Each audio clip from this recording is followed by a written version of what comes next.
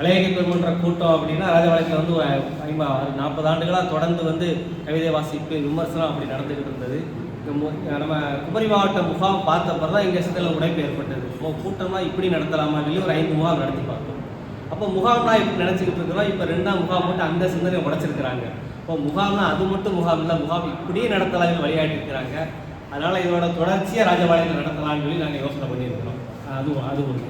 அப்புறம் வந்து தனிப்பட்ட முறையில் நீங்கள் கவிதைக்கும் பாடல்கள்னால் நீங்கள் ஒரு கூட்டத்தில் நம்ம நம்பர் உட்காந்துருக்காங்கன்னா அவளுக்கு ஒரு கவிதை வாய்ச்சிட முடியாது, நீங்கள் கண்டுபிடிச்சிருவாங்க, வீட்டில் வெளுத்துருவாங்க.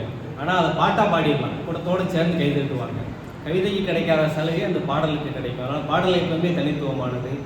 அதனால என்னோட கவிதை முழுக்க பாடலோட எழுதி வழக்கம். அதை இந்த முகாம் சிலமைப்படுத்திருக்கு. ஏதாவது தோண்டை மட்டும் வெட்டு போட்டு பாடுறத இன்னும் கொஞ்சம் செதுக்கி செம்மைப்படுத்திருக்கிறாங்க. ரொம்ப மகிழ்ச்சியாக இருக்குது. ஆனால் என்ன தோணுதுன்னா, நம்ம 3 நாள் முகாமில் ஒரு முதல் நாள் வந்து இப்படி இசை முகாமாக வச்சுட்டு அடுத்த 2ஆம் முகாம் பொது முகாமாக வச்சுக்கலாம். முதல் நாள் இசை முகாமில் தேர்வாகிற பாடல்களை மறுநாள் முகாமில் பாடி பார்த்துக்கலாம். அதனால் அந்த 2 நாள் முகாமும் 3 நாள் முகாமாக மாற்றலாமோ அப்படின்னு தோணுது. அப்புறம் இதன் மூலம் ஒரு டீம் உருவாகி வர்றதா அந்த நல்லா பாடுறவங்கள சேர்த்து ஒரு வந்தனங்கலைக்குள்ள மறுபடியும் உருவாக்கலாமோ, அதோட எல்லா ஊர்லேயும் வந்தனங்கலைக்குள்ள தான் நல்லா இருக்கும் இல்லையா அப்படின்னு சொல்லி தோணுது. அந்த முகாம் வந்து முக்கியமாக என்னை விட நாகாவுக்கு 1 லட்சம் புதுசாக இப்போ தான் பாட ஆரம்பிச்சிருக்கிறாங்க. அவங்க ஒரு 20 வருஷம் கழிச்சு எனக்கு கிடைத்த வழிகாட்டுதல் 2ஆவது வருஷத்துல பொருளச்சிக்கு கிடைச்சிருக்கு. அப்படி வாய்ப்பு கிடைச்சிருக்கு. அதனால் புதியவர்களுக்கும் ஏற்கனவே எழுதிட்டு இருக்கிற பழையவர்களுக்கும் பயன்பாடான முகாம் இருந்தது.